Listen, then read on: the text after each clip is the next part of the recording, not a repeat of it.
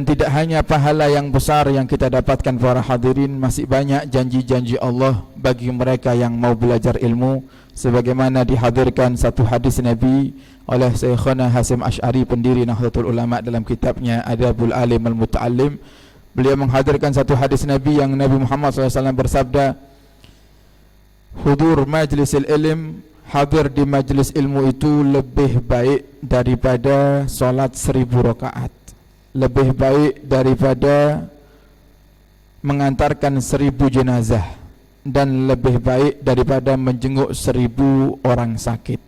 Yang tentunya tidaklah ibadah-ibadah ini disebutkan oleh Nabi dan dijadikan satu pacuan oleh Nabi kita Muhammad SAW kecuali karena besarnya pahala. Tidaklah ibadah 3 tadi, yaitu salat, kemudian menjenguk orang sakit dan mengantarkan jenazah, dijadikan satu patokan oleh Nabi dengan banyak ibadah-ibadah yang lainnya, kecuali karena besarnya pahala bagi orang-orang yang melaksanakannya. Di antaranya para hadirin, menjenguk satu orang sakit. Di saat kita keluar dari rumah, kata Nabi Muhammad, untuk menjenguk satu orang yang sakit, itu malaikat Allah Subhanahu wa taala mereka menyeru dan mereka mengatakan, selamat wahai hamba Allah yang engkau ingin niat menjenguk saudaramu, bahwasanya saat ini Allah sedang menyiapkan tempatmu di surga. Ini satu orang sakit. Duduk di majelis ilmu semacam ini, kita lebih baik daripada menjenguk lebih daripada 1000 orang yang sakit. Sehingga tentunya orang-orang yang hadir di majelis ilmu, mereka adalah calon-calon penghuni surganya Allah Subhanahu wa ta'ala. Mengantarkan jenazah, takziah, menyolati jenazah, itu pahalanya 1 qirat, pahalanya 1 gunung. Ditambah dengan mengantarkan jenazah sampai ke kuburnya, pahalanya ditambah lagi 1 qirat, berarti 2 gunung. Duduk di majelis ilmu lebih baik, kata Nabi Muhammad, daripada mengantarkan jenazah 1000 jenazah. Nah, sekarang berapa gunung pahala yang kita dapatkan dengan kita duduk di majelis ilmu. Akan tapi para hadirin, tidak ada satupun ibadah di dunia ini yang tidak ada ujiannya, pasti. Sehingga Nabi Muhammad mengatakan, surga itu dikelilingi oleh perkara-perkara yang banyak tidak disukai oleh manusia. Jadi kalau kita ingin melakukan perkara-perkara yang akan menuntun kita menuju surganya Allah Subhanahu wa taala, berarti kita akan melakukan perkara-perkara yang terkadang berat untuk kita lakukan. Sekarang kalau kita ditanya para hadirin hadirat, enak mana kira-kira, tidur di rumah apa duduk di majelis? Ya mungkin karena capeknya kita enak tidur di rumah, gitu. Yang muda-muda enak mana kira-kira, ngopi sambil wifi-an timbangannya duduk di majelis? Ya mungkin kalau hawa nafsu kita bilang ngopi duduk di warung itu lebih enak daripada di majelis. Apalagi sekarang musim Piala Dunia, waduh, majelisnya jadi berat. Mau majelisan, waduh ini kok pas jadwalnya pas majelisan nih. Wis bulan sesuk wae, nah, kan gitu. Bulan depan kan insyaallah Piala Dunia sudah selesai ya. Bulan depan aja kita ngajinya. Nah, kenapa? Karena ada perlawanan, segala ibadah itu pasti perlu perlawanan. Nah, sehingga duduk di majelis semacam ini pun juga butuh perjuangan. Panjenengan berangkat dari rumah, ada yang berjalan kaki, ada yang rumahnya jauh, masya Allah, datang ke sini ingin majelisan, membutuhkan biaya, lelah seharian kerja, tetap hadir majelis. Semuanya tidak akan ada sedikit pun yang luput daripada pandangan Allah Subhanahu wa taala.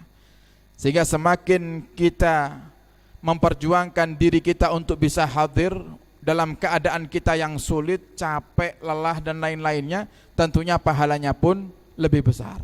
Sehingga para hadirin, kalau hitung-hitungan pahala yang datang ke majelis ini dengan membutuhkan biaya, membutuhkan tenaga yang lebih, dengan yang hadir yang mepet masjid rumahnya ya berbeda pahalanya.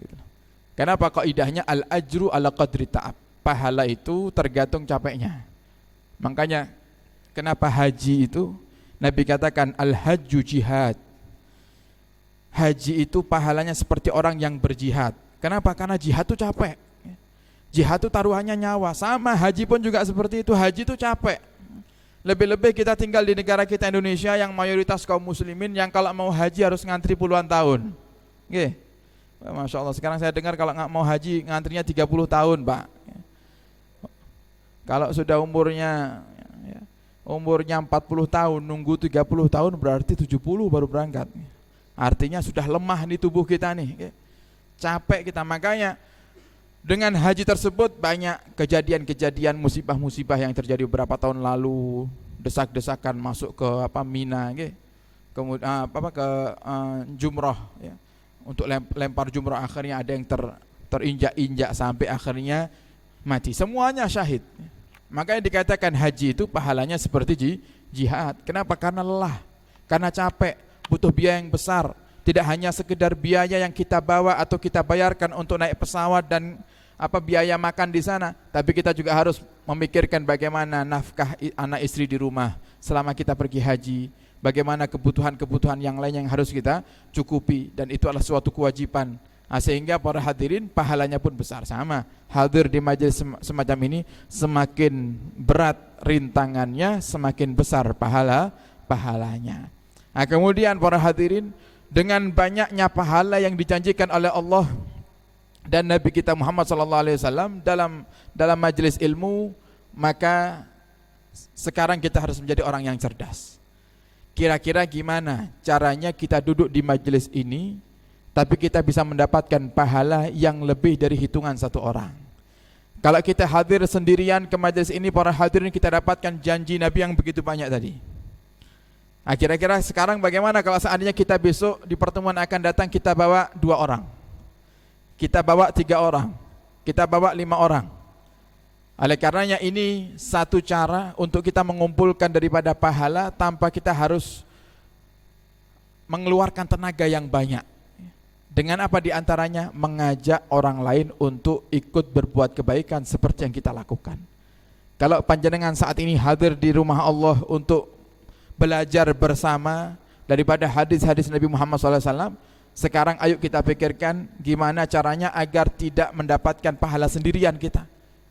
Misalnya kita ajak anak kita ajak tetangga kita, apalagi yang sudah punya kendaraan roda 4, ayo kita jadikan kendaraan-kendaraan kita sebagai wasilah untuk mengantarkan kita ke dalam surganya Allah Subhanahu wa ta'ala.